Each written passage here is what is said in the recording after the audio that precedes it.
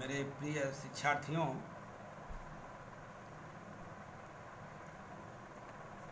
आप लोग कैसे हैं? मुझे आशा है कि आप लोग अच्छे ही, और ईश्वर से मेरी प्रार्थना है कोविड-19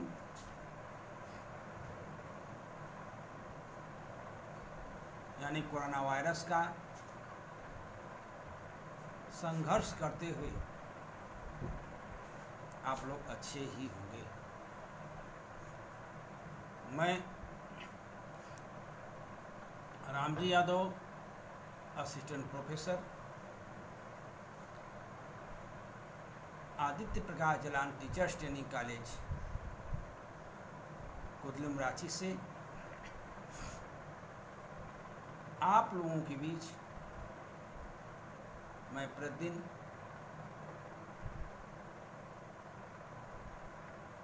वीडियो भेज रहा हूँ।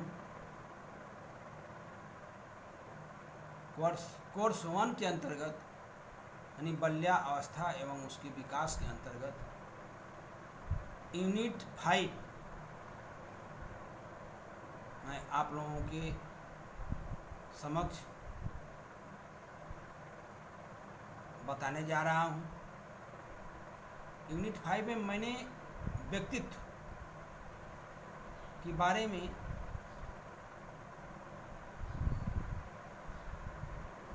विचार विमर्श किया जा रहा है कि वास्तव में व्यक्तित्व है क्या। इसको विस्तार से इसका अध्ययन किया गया, उसकी परिभाषाओं, वैज्ञानिकों की परिभाषाओं के भी बताया गया। एक अच्छे व्यक्तित्व के गुण क्या हैं उसको भी बता दिया गया। एक व्यक्तित्व को प्रभावित करने वाले कारक क्या हैं उसको भी बता दिया गया। व्यक्तित्व कितनी प्रकार के हैं, उसका वर्गीकरण कैसे है, विभिन्न मनोवैज्ञानिकों द्वारा व्यक्तित्व के प्रकार क्या हैं, इसका भी विस्तृत व्याख्या की गई है वीडियो में। आप लोग पढ़े भी होंगे और नोट भी किए होंगे। अगर उसकी हम बात करते हैं, तो उसमें आज मैं आपके लिए बहुत ही इम्पोर्टेंट टॉपिक पर विचार करेंगे, आप लोगों के साथ वार्तालाप करेंगे। और वह टॉपिक कि फ्रायड का व्यक्तित्व का मनोविश्लेषणात्मक सिद्धांत क्या है, यानी फ्रायड का व्यक्तित्व सिद्धांत से आप क्या समझते हैं। फ्रायड ने व्यक्तित्व सिद्धांत पर अपना विचार किस रूप में व्यक्त किया है, उस पर आज हम बहुत ही विस्तार से चर्चा करेंगे। जहाँ तक फ्रायड का पूरा नाम सिगमंड फ्रायड है। अगर मैंने सिगमंड फ्रायड ने मनोचिकित्सक अध्ययनों के आधार पर, कितनी अच्छी बातें कहा है कि मनोचिकित्सक अध्ययनों के आधार पर व्यक्तित्व की एक व्यापक एवं महत्वपूर्ण सिद्धांतों का उन्होंने प्रतिपादन किया फ्रायड ने, जिसे मनोविश्लेषणात्मक सिद्धांत के नाम से जाना जाता है। अगर जब यह सिद्धांत 1856 ईस्वी में ऑस्ट्रेलिया में जन्मे वियना नगर में एक यहूदी परिवार में जन्म होने के नाते फ्रायड का सिगमंड फ्रायड मूलतः एक चिकित्सक मनोवैज्ञानिक थे। जब उनकी बातें हम तथा मनुष्य की मानसिक प्रकृति की अध्ययन में विशेष रुचि रखते थे। मनुष्य के विशेष अध्ययन में वो रुचि रखते थे। उन्होंने हिस्टीरिया रोगियों की चिकित्सा का अध्ययन करते करते यह निष्कर्ष निकाला कि हिस्टीरिया रोग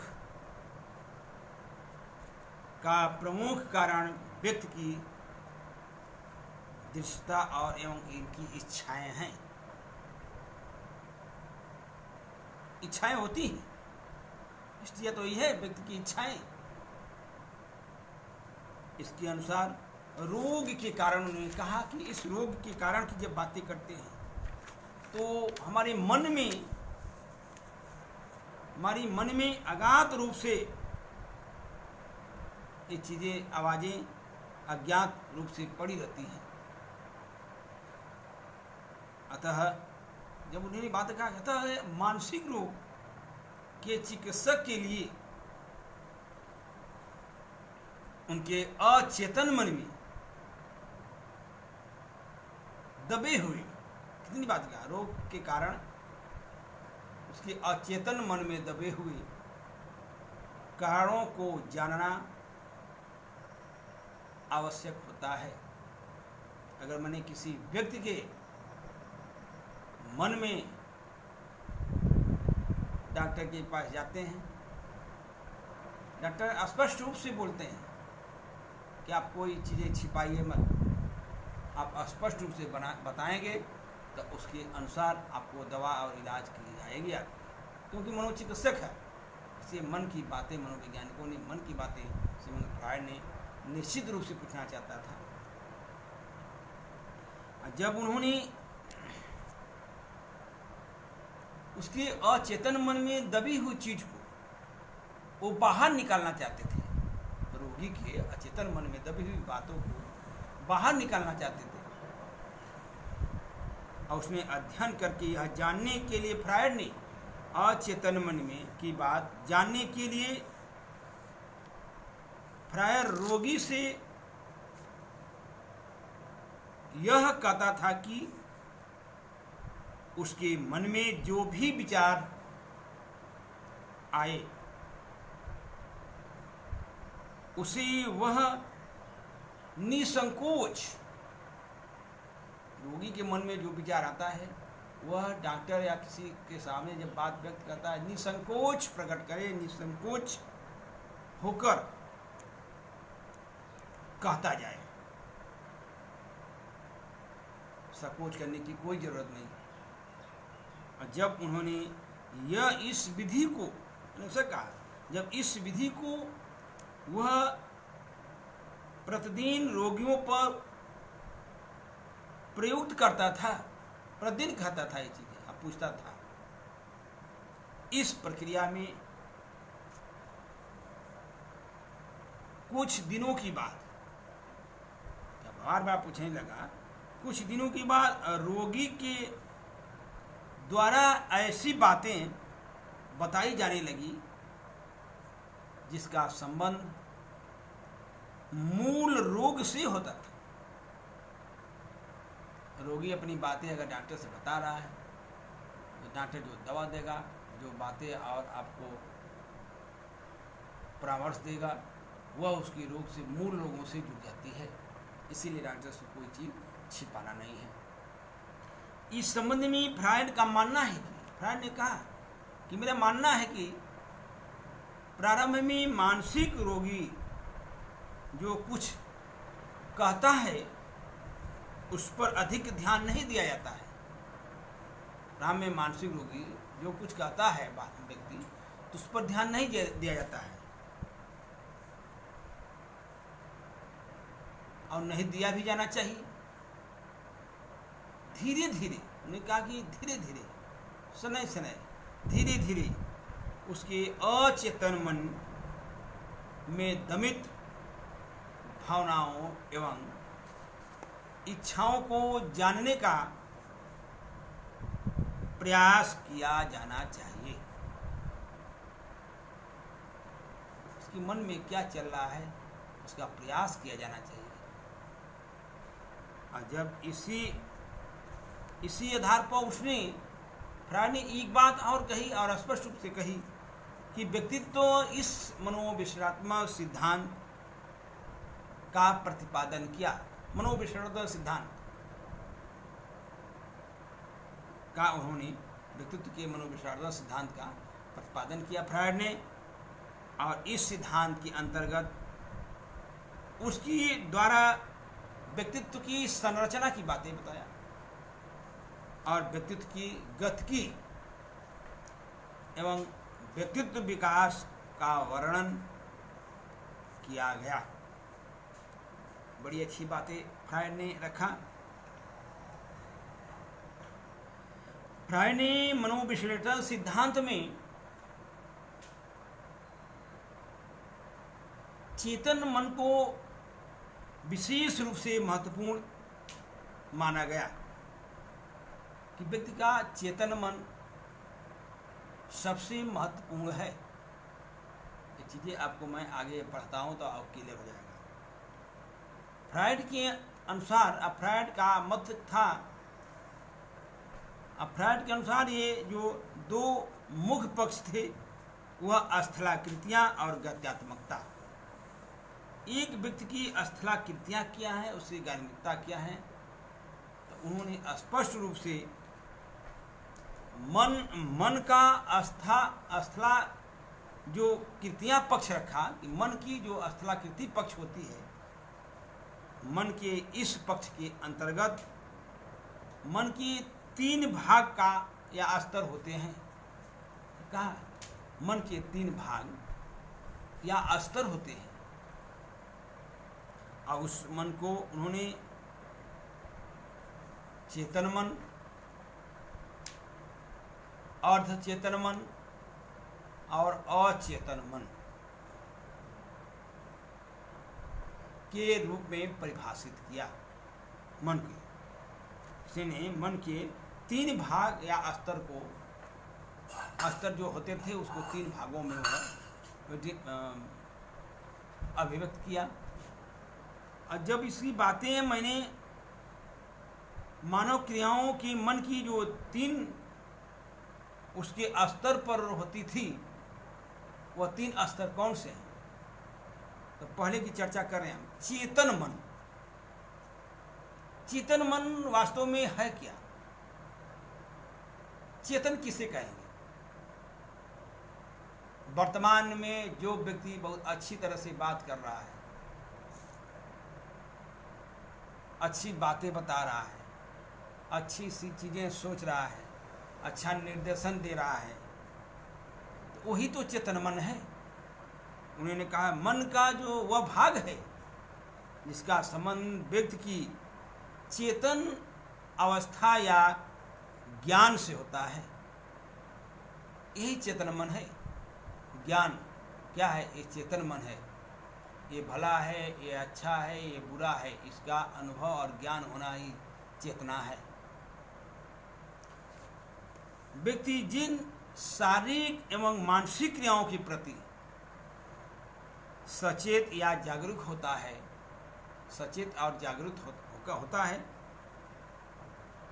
वे चेतन मन के स्तर की जो बातें करता है, चेतन मन के स्तर पर घटित भी होती है। चेतन मन की स्तर पर घटित होती है। जैसे यदि कोई व्यक्ति दौड़ रहा है, कितनी अच्छी बात है, कोई व्यक्ति दौड़ रहा है तो उसे दौड़ने की चेतना या ज्ञान होता है। ये क्या है? यही तो अचेतन मन है। कोई व्यक्ति दौड़ रहा है तो उसे दौड़ने और चेतना का ज्ञान होता है। यदि कोई व्यक्ति लिख रहा है तो उसे लिखने की चेतना होती है, उसे कुछ नहीं दिखता, उसे लिखने की चेतना आदि होती है। व्यक्ति दौड़ रहा है, इतना ज्ञान उसे है, ये चेतना है कि मैं दौड़ रहा हूँ, मैं लिख रहा हूँ। उस व्यक्ति को ये ज्ञान है कि मैं लिख रहा हूँ, ये क्या है? चेतना है। उसी आधार पर उन्होंने चेतना को स्पष्ट करते हुए एक बातें और कहा कि मैंने कह दिया है पहले कि चेतन मन, अर्ध चेतन मन और अचेतन मन। तो जब अर्ध चेतन मन की बातें होती हैं, अर्ध चेतन या अवचेतन मन, ये मन का वह भाग है जिसका संबंध ऐसी विषय वस्तु होता है जिसे व्यक्ति इच्छा अनुसार अथवा प्रयास करके भी याद कर सकता है। अर्धचेतन मन इच्छा अनुसार, इच्छा है तो पढ़ेगा, नहीं इच्छा तो नहीं, इसी को अर्धचेतन मन। आपकी वह मन में वो चीज़ें हैं, एकाएक आपके मस्तिष्क में ये चीज़ें आ जाती हैं, कभी कोई सोचना पड़ता है, यही तो अर्धचेतन मन है। इसलिए मानव मनोविज्ञान में अचेतन मन को क्या कहा है? स्मृति, स्मृति भी कहा गया है। और स्मृति का जो संबंध है वह एक अर्धचेतन मन से है।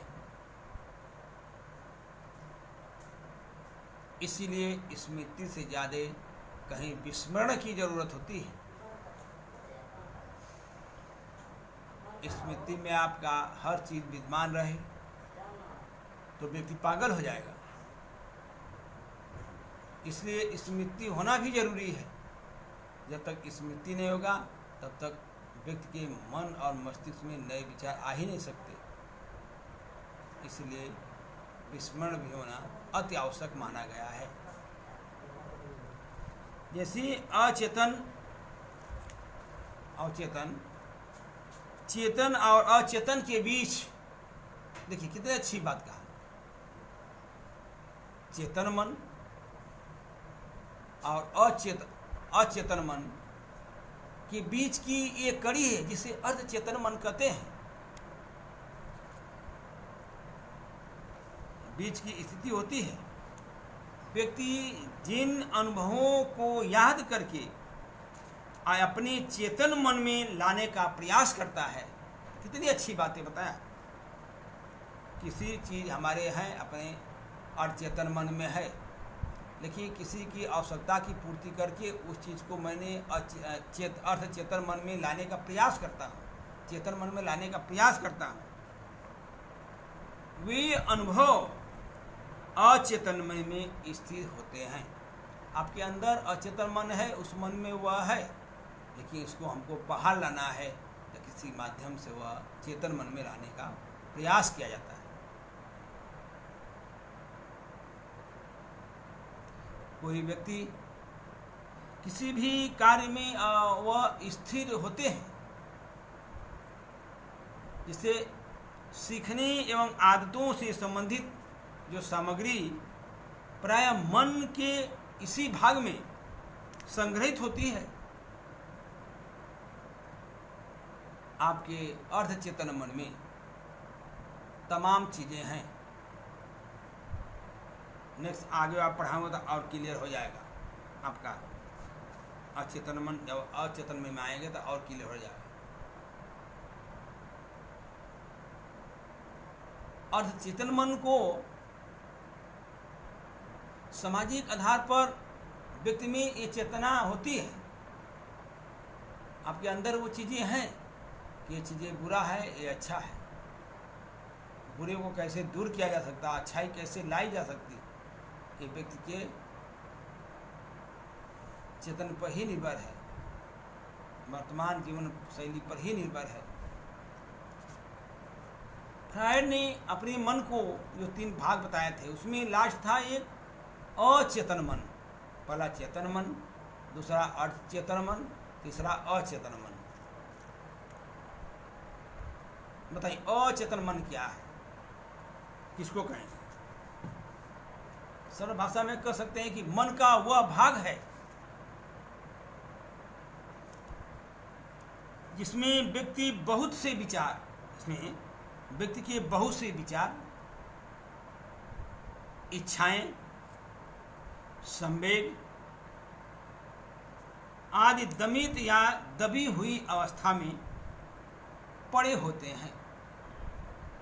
मतलब व्यक्ति के अंदर ये सब चीजें विद्यमान है, लेकिन व्यक्ति कारण एवं परिस्थिति को देखते हुए अपनी विचार आवश्यकताओं को छोड़ देते हैं और उसमें अवस्था में पड़े ही रहते हैं।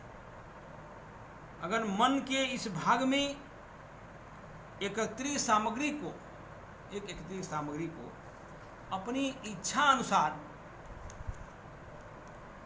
याद करके चेतन या ज्ञान में नहीं ला पाता, अपने चेतन और ज्ञान में अगर नहीं ला पा रहा है किंतु मन के इस भाग में अस्थित, अस्वस्थ क्या है कि अस्थित विचार या सामग्री निष्क्रिय नहीं होती है, ये निष्क्रिय नहीं होती हैं। अगर बात माने तो वह सक्रिय होकर, निष्क्रिय नहीं होता है आपके चेतन में कोई चीज़ है तो वह सक्रिय होकर चेतन मन में आने का प्रयास करते हैं, आने का वह प्रयास करती है।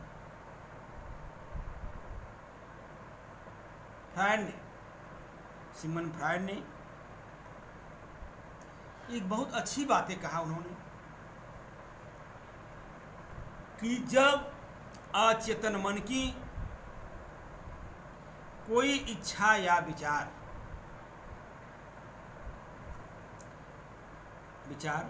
अभिव्यक्त होना चाहता है तब वह पहले अचेतन मन क्षेत्र में आता है। अचेतन माने अर्धचेतन मन के क्षेत्र में आता है, जिसे व्यक्ति अपने प्रयासों के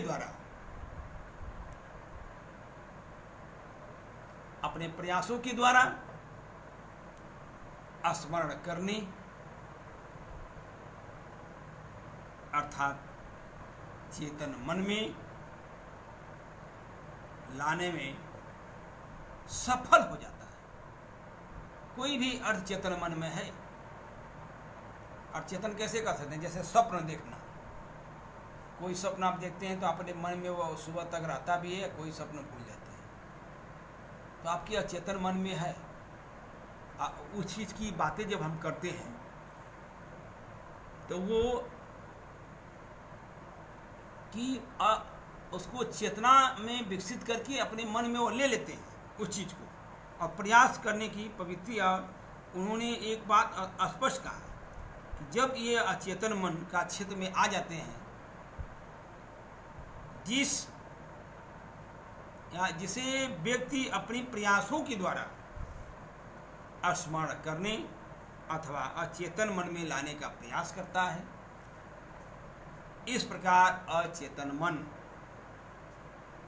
का अनुभव चेतन होने की प्रक्रिया में अर्धचेतन मन या अचेतन मन से संबंधित होता है। देखिए, चेतन मन और अचेतन मन दोनों अर्धचेतन मन से संबंधित हैं, क्योंकि अर्धचेतन मन वह बीच की कड़ी है, इसको अलग नहीं किया जा सकता।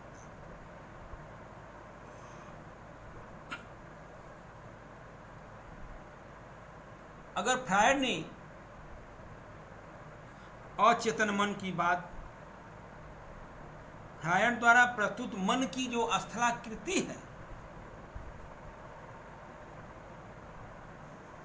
पक्ष में, समुद्र में उन्होंने अचेतन मन की बातें कहा, तो उन्होंने समुद्र में एक बहुत बड़ा बर्फ के टुकड़ा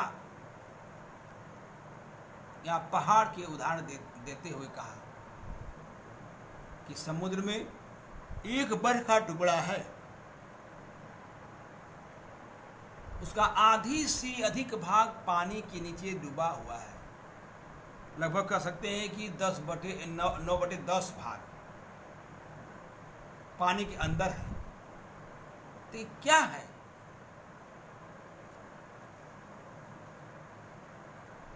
यही तो है अचेतन मन। अब मात्र 1/10 भाग पानी के ऊपर है, तो क्या हुआ?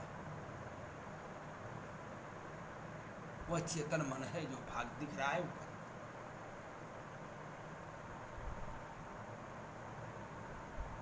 अगर चेतन मन नहीं दिख रहा है लेकिन वह बीच की कड़ी है, तो उन्होंने एक बहुत मार्के की बात बताया कि फ्रायड ने बर्फ के पानी में डूबे भाग की तुलना अगर अचेतन मन से की जाती है तो बर्फ का वह भाग जो पानी के ऊपरी सतह पर स्पर्श करता हुए होता है उसे अर्धचेतन मन तथा पानी में उसका जो भाग रहने के कारण चेतन मन के रूप में जाना जाता है। ऊपर जो है चेतन मन और नीचे जो दबा उसे अर्धचेतन मन। ऐसी आधार पर व्यक्तित्व की जब हमने संरचना में अचेतन मन को महत्व को स्पष्ट करते हुए फ्रायड ने एक बात और कहा, जिस प्रकार समुद्र में तैरती हुई बर्फ की चट्टानों से टकराकर बड़े बड़े जो छोटे छोटे बड़े बड़े होते हैं उसके लहर से संबंधित जो चीज़ें हैं छोटे या बड़े होते हैं, उसी प्रकार अचेतन मन की क्रियाएं स्पष्ट दिखाई देती है और दिखाई जाने अगर दिखलाई तो नहीं पड़ती, किंतु वे व्यक्ति की व्यक्तित्व में अनेक विकृतियां उत्पन्न कर देती हैं। जो चीज़ें अचेतन मन में है वह व्यक्ति के व्यक्तित्व में अनेक विकृतियां उत्पन्न कर देती हैं और उसी आधार पर तथा व्यक्तित्व को नष्ट भी कर सकती है। चेतन मन और चेतन मन और अचेतन मन ये व्यक्तित्व को नष्ट भी कर सकती है। फ्रायड के अनुसार जब बातें करते हैं तो अचेतन मन को उन्होंने काम शक्ति का भंडार होता है। अचेतन मन में काम शक्ति का भंडार होता है। इसमें व्यक्ति की दमित इच्छाएं, व्यक्ति के अंदर जो दबी हुई इच्छाएं हैं, भावनाएं हैं, संवेग हैं, प्रेरणा है, बताइए, आदि एकत्रित होते हैं। 3-4 चीजें बताया ना अभी आपको, इच्छाएं, भावनाएं, संवेग और प्रेरणा आदि एकत्रित होते हैं। फ्रायड ने व्यक्ति की दैनिक जीवन की जो बातें बताई, फ्रायड ने व्यक्ति के दैनिक जीवन की, उन्होंने कहा कि भूलों और स्वप्न, अभिप्रेरणा आदि की व्याख्या अचेतन मन में अवस्थित विषय सामग्री के आधार पर ही की है।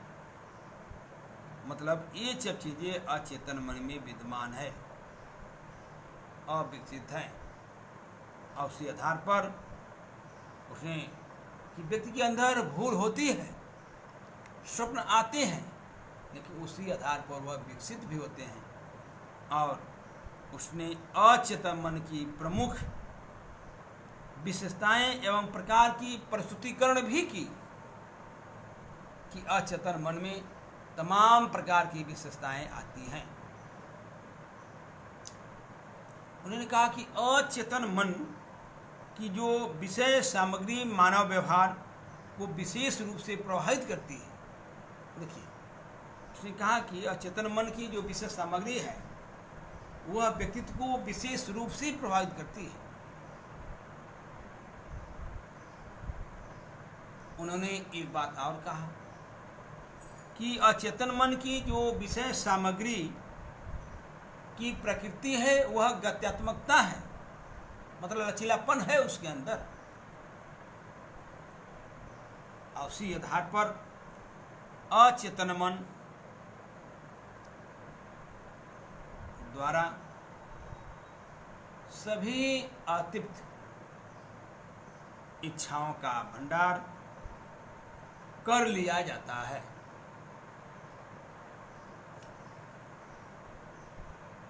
अचेतन मन में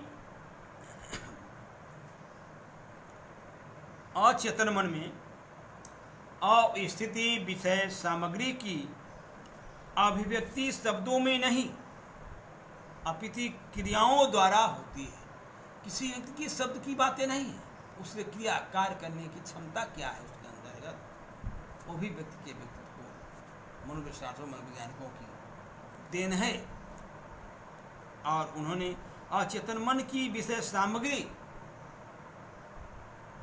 को सुखवाद का सिद्धांत की संज्ञा दी है कि यह सुखवाद के सिद्धांत पर आधारित होती है। और अचेतन मन की विषय वस्तु की अगर प्रकृति एवं स्वरूप कामुक से संबंधित होती है, इसको अलग नहीं किया जा सकता। अचेतन मन में तर्क की बात होती है,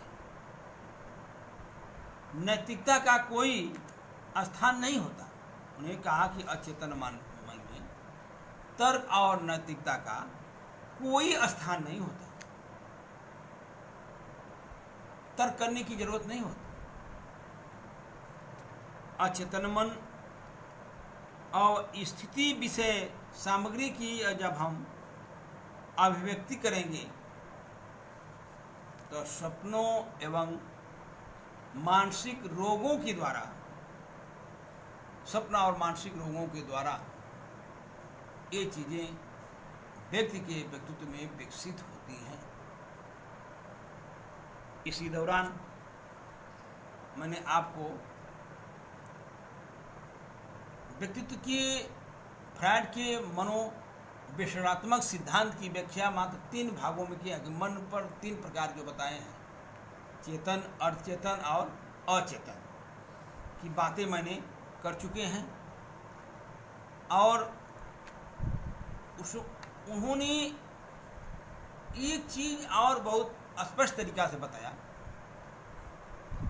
कि मन का जो गत्यात्मक पक्ष है, पहले पता लचीला पक्ष है, एवं व्यक्तित्व संरचना की जो बातें होती हैं, तो उन्होंने गत्यात्मक पक्ष को 3 रूप दिया। पहला इद, अहम और परम अहम, मतलब ईड, ईगो, सुपर ईगो। स्पष्ट भाषा में समझ लीजिए, ईड, ईगो, सुपर ईगो, ये तीनों मन पर शासक करते हैं।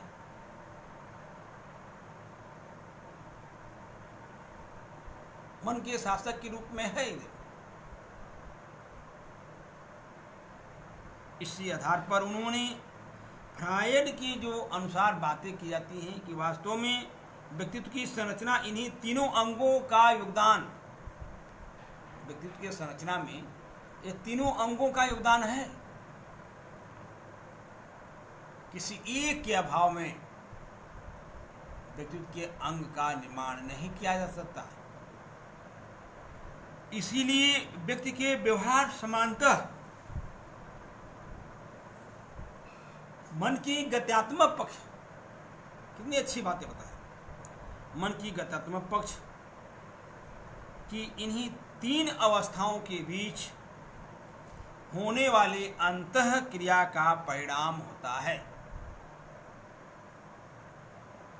अतः व्यक्तित्व की संरचना को समझने के लिए, व्यक्तित्व की संरचना को समझने के लिए फ्रायड ने इदम, अहम, परम अहम का वर्णन किया। बहुत अच्छी पॉइंट।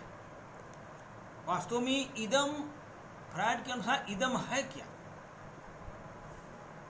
जब इदम की बातें करते हैं, इस संबंध में अगर इसका संबंध पहले समझिए क्या है। इसका संबंध वानवंशिकता से होता है। इसका संबंध, इदम का संबंध जिसे कहते हैं ईड, ईगो, सुपर ईगो, ईड का संबंध वंशानुक्रम से होता है, आनुवंशिकता से होता है। मानव शिशु के मन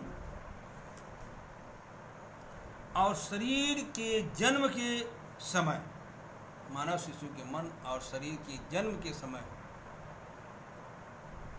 जो कुछ भी है या जो कुछ भी निहित होता है वह इदम ही होता है, इदम होता है। फ्रायड के अनुसार इदम असंख्य पूर्वजों के स्मृति अवशेषों का भंडार होता है। एक व्यक्ति में स्मृति क्षमता के सबसे अधिक भंडार होता है। व्यक्ति की स्मृति क्षमता को अलग नहीं किया जा सकता। और उसी आधार पर यह मानव मन का अचेतन भाग है।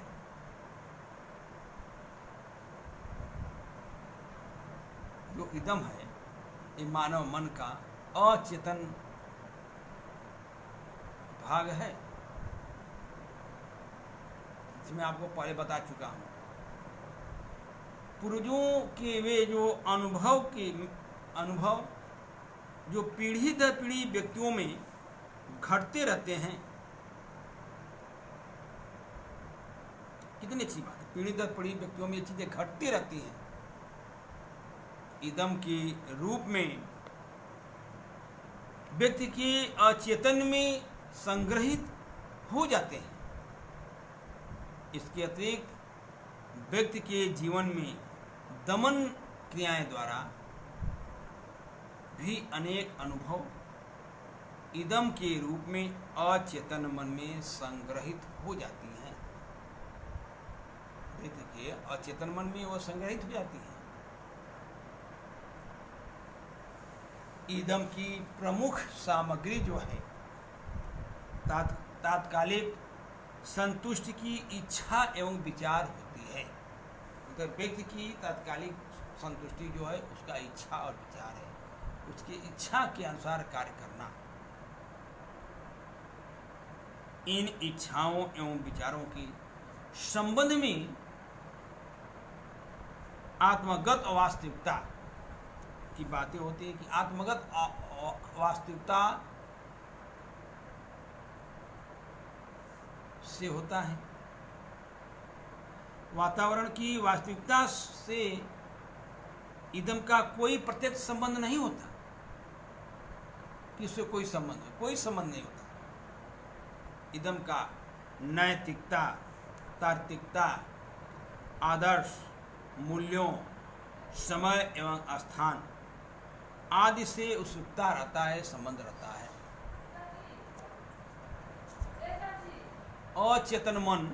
अचेतन मन से संबंधित होने के कारण जब हम बातें करते हैं अचेतन मन से संबंधित होने की बातें, इदम के बारे में अगर हम समय ज्ञान प्राप्त करते हैं, इदम इतना शक्तिशाली है कि उसके विषय में जब मैं ज्ञान प्राप्त करता हूं तो अत्यंत कठिन होता है। ये नहीं कि इदम सस्ता है, इसीलिए इसको ईगो, सुपर ईगो नाम दिया गया है। किंतु कोई व्यक्ति जब तीव्र आवेग में आकर कोई कार्य करता है, कोई व्यक्ति अगर तीव्र आवेग में आकर अगर कोई कार्य भी करता है, तब उसका इदम क्रियाशील हो जाता है। इसीलिए आवेग में आके कार्य नहीं करना चाहिए। आपका इदम वह क्रियाशील हो जाता है। इदम का संबंध, जब हम बातें करते हैं, इदम का संबंध व्यक्ति की मूल वासना से है। पराम का काम वासना से है, जिसको फ्रायड के काम वासना को लिबिडो नाम दिया है। उस चीज़ को भी बता देंगे। कभी कहीं शॉर्ट नोट में पूछा भी जाता है कि लिबिडो क्या है। फ्रायड का काम वासना को लिबिडो कहा है। तो इसीलिए मूल वासना या काम शक्ति से है इदम का संबंध। इस काम शक्ति को फ्रायड ने लिबिडो नाम दिया है। इसी काम शक्ति को फ्रायड ने लिबिडो नाम दिया है। इदम का मुख्य कार्य शारीरिक और मानसिक इच्छाओं को उत्पन्न करना, उनकी पूर्ति या संतुष्टि हेतु व्यक्ति को प्रयत्नशील करना तथा तात्कालिक तनावों से मुक्त प्राप्त करना होता है। तात्कालिक जो तनाव हैं उससे मुक्ति प्राप्त करना। इसलिए इदम अपने उद्देश्यों की पूर्ति सुखवाद की सिद्धांत के आधार पर करता है। इदम को इन्होंने सुखवाद के सिद्धांत की बातें कहा और उसी आधार पर करता है। सुख की प्राप्ति के अगर माध्यम से वह कार्य भी करता है और दुख का निवारण भी करता है।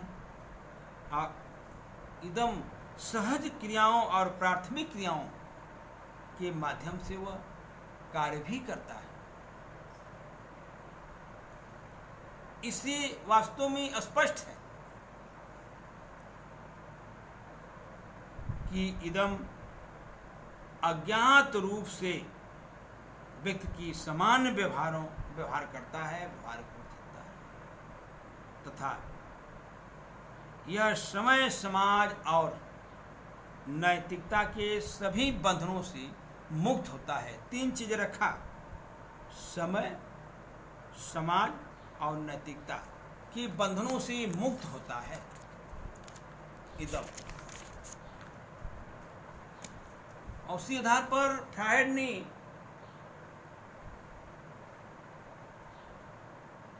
अहम की बात कहा। इसके बाद आएगा पराहम। अहम का तात्पर्य उन्होंने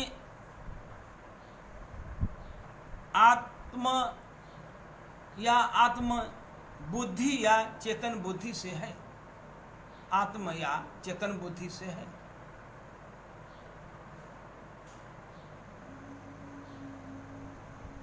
और उसी आधार पर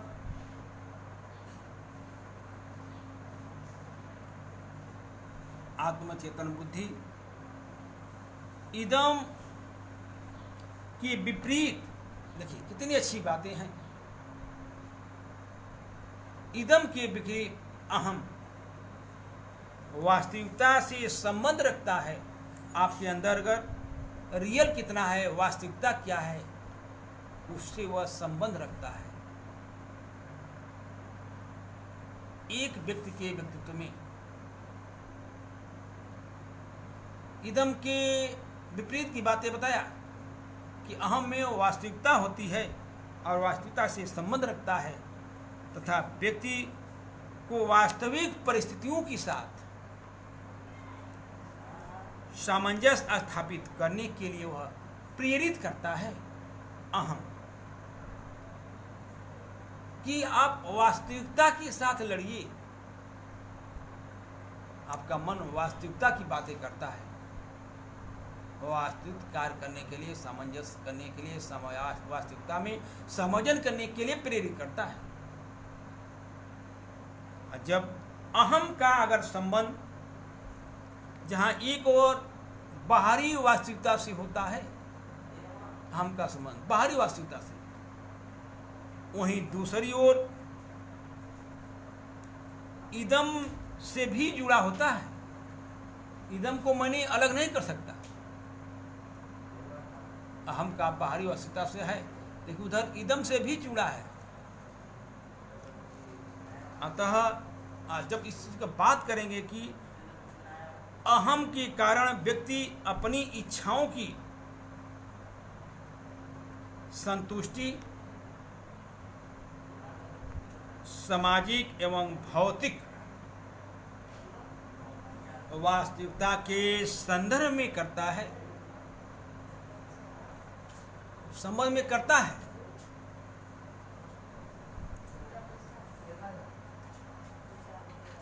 अगर इस आधार पर अतः अहम के कारण, इदम के कारण नहीं, अतः अहम के कारण अपनी इच्छाओं की संतुष्टि सामाजिक एवं भौतिक वास्तविकता के संदर्भ में करता है।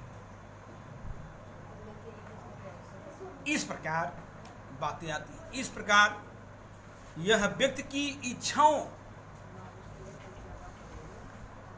और भौतिक जगत की वास्तविकता के बीच सामंजस्य स्थापित करता है। अहम अहम इदम और पराहम के मध्य तालमेल बैठाने का कार्य भी करता है। इदम जो है, कितनी अच्छी बात है कि अहम जो है इदम और पराअहम के मध्य तालमेल बैठाने का कार्य भी करता है। अब मेरा टॉपिक भी है, इसमें थोड़ा एक टॉपिक और बचा है, इसको मैंने इसे जोड़ते हुए थोड़ा समय लगेगा इसमें, इसलिए एक लेक्चर और आप लोगों को दे देंगे तो आपको ये क्लियर हो जाएगा कि वास्तव में मनोविश्लेषणात्मक कारण जो फ्रायड का है, उन्होंने कैसे विकसित किया, सोमो की बातें बताया, लिबिडो की बातें बताया, काम वासना को लिबिडो कहा। तो ये सब चीज़ें आपको पराहम की अंतर्गत ये आती हैं। इसीलिए अहम जो है इदम और पराहम के तालमेल की बातें आपस में करता है और एक अच्छे संबंध भी स्थापित करता है। अब यहीं पर मैं समाप्त कर रहा हूं और नेक्स्ट मैं अगले दिन फिर वीडियो लेकर आप लोगों के समक्ष उपस्थित होगा और उसमें भी आप लोगों की फ्रायड की ही अच्छी अच्छी बातों को मैंने बताऊंगा, उनके निर्देशों को भी बताऊंगा और उन्होंने जो मन की बात बताई, शासन क्या है कि वास्तव में इदम अहम पराहम क्या है, इसकी स्पष्ट व्याख्या करते हुए तब इसको हम एक देर लेने बाद समाप्त करूंगा। बहुत बहुत धन्यवाद। आप लोगों का दिन शुभ हो, अच्छा हो। जय भारत माता की जय।